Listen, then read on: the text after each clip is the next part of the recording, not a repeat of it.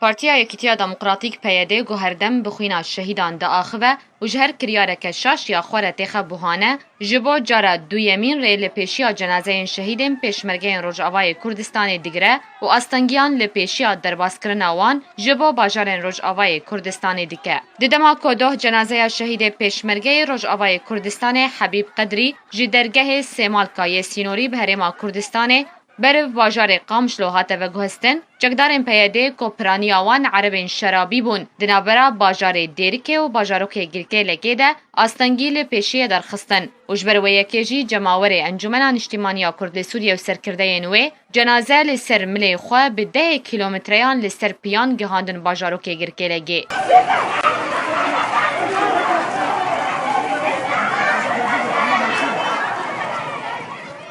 Li Girkêlekê jî çekdarên konavê Esayişa Rojava li xwe dikin yên PYD. Her yek ji Mihemed İsmaîl berpirsê rêveber yê Polîtbîroya Partiya Demokrata Kurdistan Sûriye û Neşet Zaza endamê Polîtbîroya heman partiyê li gel Nafi Abdallah û Abdilkerîm Hacî endamên Komîteya Navendiyên heman partiyê revandin û birin cihekî nediyar. Her wiha hejmarek endam û alîgirên heman partiyê jî revandin. Piştre cenazeya şehîdê Pêşmerge geheşt bajarokê Çilagê li wir jî çekdarên PYD rê li pêşiya cenazeyê girtin û cenaze ji cemaweran standin û çendîn demijmêran desteserkirin. Piştre bi otomobîlên xwe gihandin Qamişlo û ermanca wan jî ew bû ku bi şev cenaze bigihêje Qamişlo. Li Qamişlo jî beriya ku cenazeya şehîdê Pêşmerge bigihê bajêr, Partiya Navbûrî çekdarên xwe yên bi navê Esayiş û Hêza Cewherî û polîsên trafîkê li ser cadeyan belav kiribûn û êrişî ofîsa Partiya Demokrata Kurdistan Sûriye li texa Rojhilat kiribûn û hin xort girtibûn û li hin keç û jinan jî xistibûn.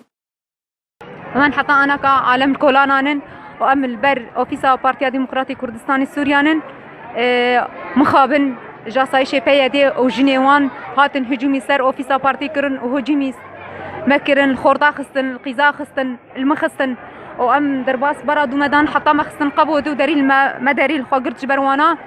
ونما خدان علين أم بلكي دو ساعات كيبتن أمان دقبودن وأم دركتن بزور أخوا وما خوجناف لبيوانا خلاص كرو حتى أنا جي دورا محا متوقع عندنا. Piştî gehiştina cenazeyê ji bo bajarê Qamişlo, cenazeya şehîd di bin fişareke çekdarên PYD de li Goristanê hate veşartin û çekdarên Navbûrî her yek ji Hesen Salih cîgirê sekreterê Partiya Yekîtî Kurd li Sûriye li gel endamê Komîteya Navendiyê heman partiyê Abdallah Geddo û her du endamên heman partiyê yên bi navê Alan Selîm û Ferhan Hesen revandin û ew jî birin cihekî nediyar. Li ser rêgirtina PYD ji derbasbûna cenazeya şehîdekî Pêşmergeyên Rojavayê Kurdistanê endamekî nûneratiya Herêma Kurdistanê ya Enekesê wiha dibêje. Pêşî de rehmetê bo şehîda dixwazim, sexlemiyê bo birîndara dixwazim. Şimelekî ve pêşmergê me şehîd kevin ser destê Daeş, şimelkî ve Daeşê îdeolojî jî hevalê me wa digirê wa têxê hebsa de karwanê şehîda sekînê. Ferqa Kurda dîrokê de ملتکی بندست بو هر دمی برخوادان دکر به چما ساغلم به قیام خواه اخلاقی ما سر دست کم کجی نکرن تشتی گمار نکرن اخلاقیات تو نبون اف هزا طاری هاتی هزا کی ایدولوژیک تقیام مروفاتی الجم تونه تقیام کردایتی الجم تونه اف ممارسات اف اخلاقی پککینه یا منظومه اساسی پیاده جهات یاوا کرن Ev çend rojên Partiya Yekîtiya Demokratîk PYD û bi zora çekê hemû simbolên kurdayetiyê li Rojavayê Kurdistanê bin pê dike. Ku ji bilî bin pêkirina buhayê şehadetê ala Kurdistanê wêneyên sembolên gelê Kurd jî ku di ofîsên partiyên Enekesê de bûn bin pêkirin.